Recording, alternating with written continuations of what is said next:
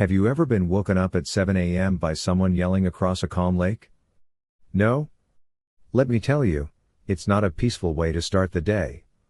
Especially when the screeching voice belongs to a bleach blonde woman in a neon tracksuit named Cheryl. Move that eyesore off the water, Samuel. She screamed, like she was commanding a battlefield. It's against HOA guidelines. I stood there on my porch, coffee in hand, watching the morning mist float off the lake. My modest aluminum fishing boat bobbed gently, tied securely to the dock. The dock, by the way, sat on my private shoreline. On my lake. See, that's what Cheryl didn't know. Good morning, Cheryl, I called back. You want to try that again? Maybe with less yelling and a touch of decency? She came storming up my gravel driveway like she owned every inch beneath her orthopedic sandals. I don't care what you think is polite, Samuel Ellison. The HOA had a meeting, and your boat violates Section 7, Article 4. No personal watercraft shall be stored or docked in community access areas. I raised an eyebrow. This dock isn't community access. Well, it's on the lake, isn't it? She snapped. That lake belongs to all of us. And your rust bucket is an eyesore. The fishing club says it's scaring away the bass. I nearly spilled my coffee laughing. Scaring the bass, Cheryl? That boat makes less noise than you do at karaoke. She didn't find it funny. You've got 72 hours to move it or we'll fine you, $100 a day. I gave her a slow nod. Sure. You go ahead and do that. She turned sharply and stomped back to her golf cart, the very image of smug entitlement. And that's when I decided, enough was enough. Here's what they didn't know. 20 years ago, I bought this land from a retiring farmer. The lake came with it. I own not just the shore, but the entire lake. The HOA never once checked the county records. They just assumed it was part of their community green space package. And I let them believe that. Until now. I went inside and opened my safe. Inside was a manila folder, the deed, water rights, surveyor maps. Everything. Crystal clear, the lake was mine. That dock? Private. That fishing club? Trespassing. And those HOA rules? Completely irrelevant to me. I'd let them use the lake for years. I didn't care. Let them fish, let them think they ran the show. But now Cheryl and her clipboard warriors wanted to push me? Fine. Let's push back. The very next morning, I put up a sign at the lake's entrance, private property. No access without permission. That sign lit a fire. By noon, Cheryl was back, this time with a man in a salmon polo shirt and a comb-over fighting a losing battle with gravity. This is Greg, she announced like he was some sort of celebrity. He's the HOA vice president. Greg gave me a limp handshake. Samuel, we'd like to de-escalate this. The fishing club's been using this lake for 15 years. Without permission, I replied. Greg cleared his throat. Well, we assumed. You assumed wrong, I interrupted. And since you tried to fine me for docking my boat on my own lake, I'm revoking all public access. The lake is now closed to HOA members. Effective immediately. Cheryl's face went pale, then red. You can't do that. I can. And I did, I said. Hope the base like deeper waters. She looked like she was about to burst a blood vessel. This is war, Samuel. Careful, I warned. Start tossing around threats, and I'll get the sheriff involved. I've got every document ready, framed, and legal. They stormed off. Greg muttered something about checking with the board. I just watched them leave, already thinking about my next move. By the time the next HOA meeting rolled around, the whole neighborhood was buzzing. Word had gotten around, the signs, the closed access, the fishing club getting booted. People were mad, but not at me. Once they realized the HOA had never filed any paperwork for the lake, never checked ownership, they started asking questions. The tough kind. Why were they paying dues to maintain a lake they didn't even own? Why had Cheryl spent thousands from the HOA budget on paddle boats last year? Turns out, that fishing club? Not just a hobby. It was Cheryl's little passion project. She'd been funneling HOA money into it for years, buying gear, stocking the lake, even paying for catered events. Now that it was shut down, everyone wanted answers. And I stayed silent. I didn't need to say a thing. Cheryl was doing a great job digging her own hole. 3 days passed before anything official came my way. When it did, it arrived taped to my front door. Not mailed, taped. Classic. It was a thick, overly formal letter with the HOA logo in the corner like it was a royal summons. Inside, it accused me of unauthorized restriction of community resources, obstruction of recreational activities, and my personal favorite, uncooperative behavior detrimental to neighborhood harmony. Signed by Cheryl. And 3 other board members I barely even knew. I read it twice, set it on my kitchen table, and poured a glass of sweet tea. They were doubling down. That meant one thing, they were scared. That afternoon, I made a few calls, not to lawyers, not yet, but to the county assessor's office and the Environmental Commission. I wanted every document ever associated with that lake. I pulled up the land plat, checked the water use rights, and even found a zoning commission note from over 30 years ago stating that the lake had never been annexed into the neighborhood as shared property. Turns out, the lake had remained with its original land parcel, which, lucky me, I had purchased outright. The next morning, something strange caught my eye. A group of men in bright orange vests gathered at the southern edge of the lake. They were hammering stakes into the ground and unrolling what looked like nylon fencing.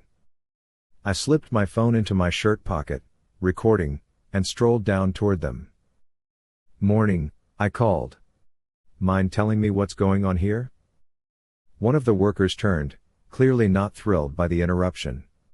"Just putting up a temporary barrier. We were told by the HOA there's going to be shoreline restoration work this week." I blinked. "On this side of the lake?" He nodded. "Yeah. All this stretch up to the bend." "That's private property," I said flatly. "Who gave you permission?" The HOA president. Cheryl. Something?" I raised a hand. "I'm going to need you to stop immediately. This is trespassing. I own this land. If you so much as move another rock, I'll have to call the sheriff." He looked at me, then back at the stakes they'd already driven in. "We're just following orders, man." "I get that," I said. "But the people giving you those orders are way out of line. You can pack up peacefully, or explain it all to law enforcement." He sighed, then muttered something to his crew. Within 20 minutes, they were rolling up the fencing and hauling the stakes back to their truck. I stood there, arms crossed, the entire time. As they pulled away, I spotted Cheryl across the street, arms folded beside her golf cart, glaring like some suburban security camera. I didn't wave. I didn't nod. I just turned and walked back to my dock. Later that day, I filed a formal complaint with the sheriff's office, attempted land encroachment and unauthorized construction. They took it seriously, not because HOA shenanigans were rare, but because I had everything. Deeds, surveyor maps, water rights, all official, all airtight. 2 deputies visited Cheryl the next morning. I watched from my porch as they knocked on her door. Greg was there too, looking like he'd rather disappear into the gravel. Cheryl's arms flailed like windmill blades as she ranted, while Greg stared at the ground like he regretted ever joining the HOA board. After the deputies left, Cheryl didn't come up my driveway. She didn't say a word. But 2 hours later, I got an email from a neighbor, Rachel. Rachel lived on the east side of the neighborhood and had been the HOA treasurer for about 6 months. She asked to meet in person. That evening, we sat down at the local diner. "Cheryl's been locking me out of everything," Rachel admitted. "She won't let me see purchase orders or approve spending. I got suspicious after she pushed through a $3,500 item labeled Aquatic Resource Enhancement. When I asked what it was for, She brushed me off, said it was for the fishing club. I raised an eyebrow. You know that fishing club's been using my lake illegally. I do now, she said. But Cheryl. She uses the bylaws like weapons. She intimidates people. You think there's more financial mismanagement going on? Rachel nodded. A lot more. Then she slid a folder across the table. Here's what I printed before she changed the login credentials. Inside were vendor payments with no matching invoices. Checks written to companies with names like Lake Works and Shoreline Solutions, endorsed by someone named Kyle B. Know him? I asked. Rachel shook her head. No, but I ran the address on one of the checks. It's a residential apartment. 2 towns over. I leaned back in the booth. You want to blow the whistle, don't you? I do. But I can't do it alone. Cheryl will bury me in procedural red tape. Then let's not go alone, I said. Let's go public. We gave it 72 hours.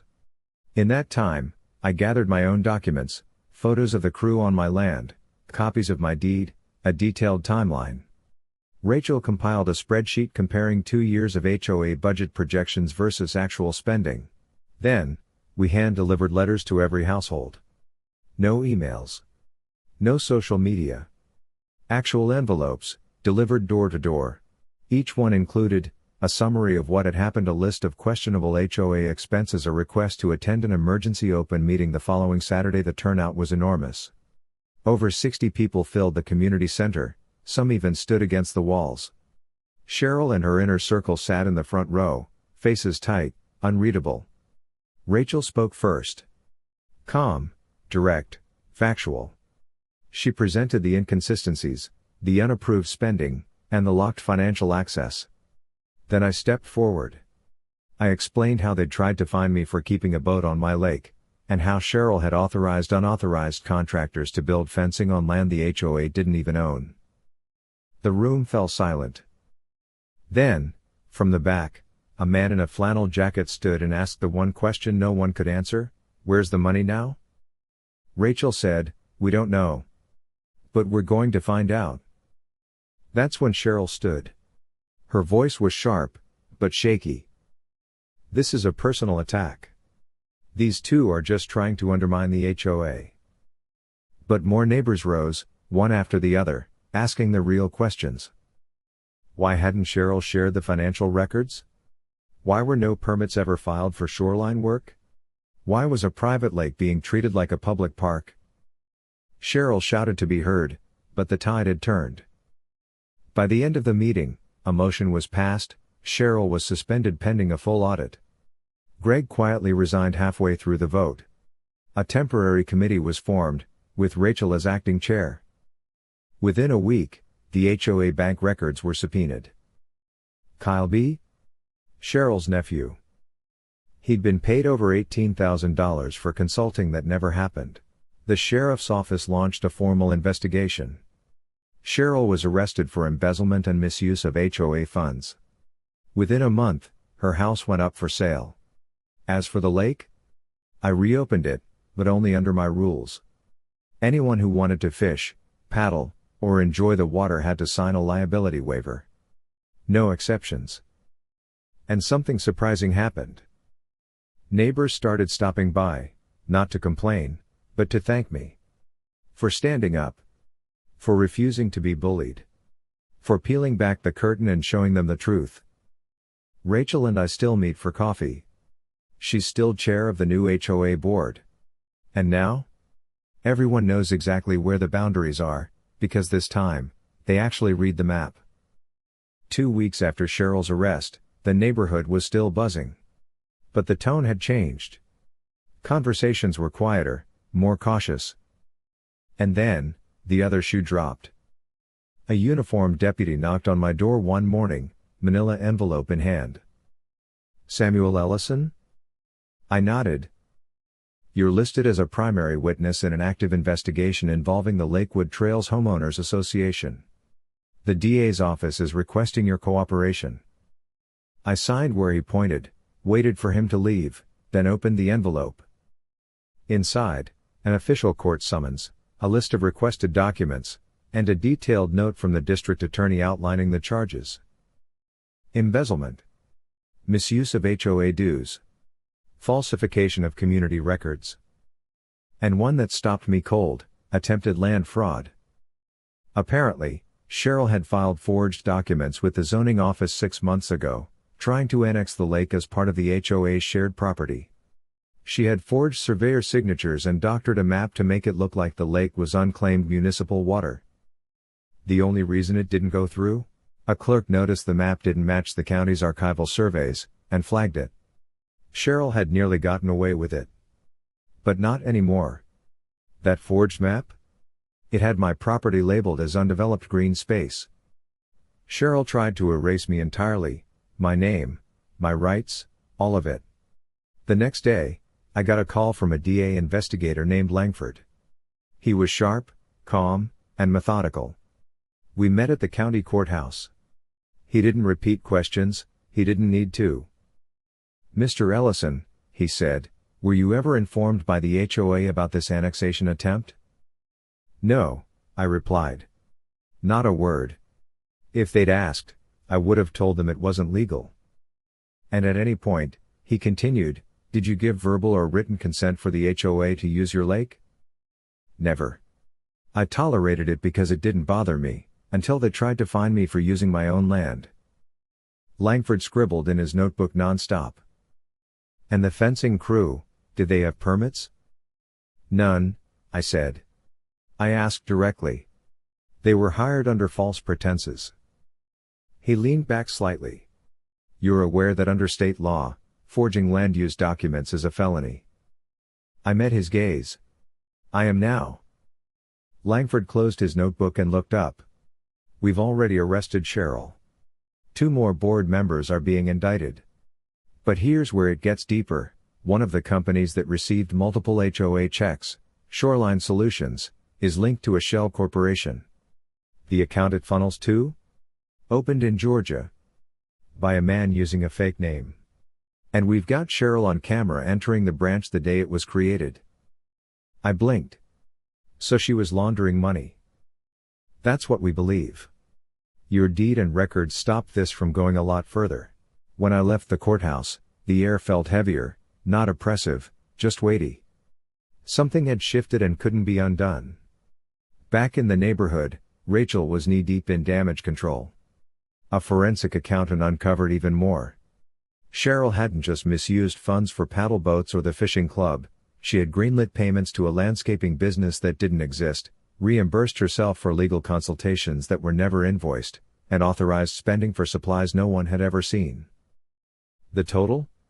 Over $78,000. A few evenings later, Rachel handed me the preliminary audit report. She really thought no one would check, she said.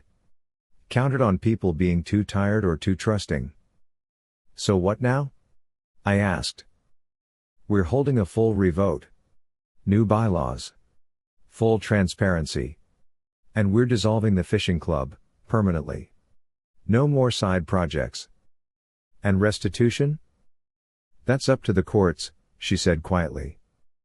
3 days later, the county grand jury handed down indictments: Cheryl, 7 felony counts, fraud, forgery, misappropriation of funds. Greg and Elaine were charged with conspiracy and knowingly approving false expenditures. The trial began in late fall. By then, the neighborhood was already changing. Teens organized a cleanup day at the lake. Neighbors waved more, talked more. Someone hung a sign near the walking trail: "Respect what's real." One afternoon, Harold, a longtime resident, stopped me at the dock. "I always figured that lake came with the neighborhood," he said. "Most people did," I replied. "I'm glad you didn't let them take it." Cheryl thought she could rewrite the truth by yelling it louder. "They almost did," I said. "But lies don't hold up well against paper." When the trial started, I wore the same boots I'd had on the morning Cheryl screamed at me from across the water. Langford led the questioning. I laid it all out: timeline, deeds, trespassing, forged maps. The defense attorney tried to twist it. Do you harbor animosity toward my client? He asked. Not until she tried to erase my name from land I've owned for 20 years. So this is about retaliation? No. It's about truth. And boundaries. The jury deliberated for less than 2 hours. Guilty. On all counts. Cheryl, 8 years in state prison, parole after 5. Greg and Elaine, probation, banned from serving on any HOA board. Rachel held a small gathering afterward. Not a celebration, just closure. People brought food, kids played near the shore, and for once, no tension hung in the air. Rachel handed me a lemonade. You think the neighborhood's going to be okay? I looked out over the lake. I think it already is. 2 weeks later, I found a note tucked under my windshield. No signature. You may have stopped Cheryl, but not everyone on the board was innocent. Check the old shed behind the tennis courts. I hadn't thought about that shed in years. Half sunken in brush, forgotten. I drove there later that afternoon. The padlock on the door? Just for show. Inside, I found 3 plastic bins labeled event supplies. What I actually found was Bin 1, hundreds of unopened HOA dues checks, some dating back 3 years. Bin 2, deposit slips and bank stubs, none linked to the HOA's official account. Bin 3, 2 black notebooks, handwritten, like diaries. In them? References to quiet reimbursements, fake vendor payments, and even a plan to phase out Ellison's claim. I handed everything over to the DA's office. Langford read through the first notebook on the spot. This changes everything. New subpoenas were issued. Elaine was arrested again, this time on new charges. Another former board secretary, Harris, was also brought in. The list of offenses now included obstruction, mail fraud, conspiracy. The real blow came when the state's Financial Crimes Unit found a second, unauthorized bank account, opened in the HOA's name, but forged from the start. It had funneled over $118,000. Not a single dollar had gone to community needs. It funded Cheryl's vacations, home renovations, even her niece's private school tuition. The DA pursued full asset forfeiture. Cheryl's property, car, accounts, and even her family's lake house were seized. Those funds? Placed into a restitution pool for affected residents. Then came the question of the HOA's future. Rachel approached me one afternoon while I was restaining the dock. We've spent the last month working with the auditor, she said. We're recommending that the HOA be dissolved permanently. I blinked. You can do that? It's a process. Supermajority vote. County registrar approval. Redistribution of all assets. But yes, we can. 2 weeks later, the vote passed. 227 out of 243 homeowners voted yes. The HOA was officially dissolved. For the first time in decades, the neighborhood stood on its own. No board. No fines. Just people. Rachel's new nonprofit trust was approved shortly after. I helped draft the charter, but declined a seat. I had what I needed. At the final community meeting, Rachel read a statement aloud. Let this serve as a reminder. Power is not a license to control. No office, no title, no clipboard gives you the right to rewrite the truth. The room stayed quiet, not from fear, but from respect. Later that evening, Harold handed me a cup of cider by the dock. I used to think that lake was just a pretty view, he said. It's more than that, I replied. It's a boundary. And a mirror. He raised his cup. To never letting anyone forget that. As the sun dipped below the horizon, the water glowed gold. Calm. Peaceful. And this time, it belonged to everyone who respected it, and no one who tried to claim it.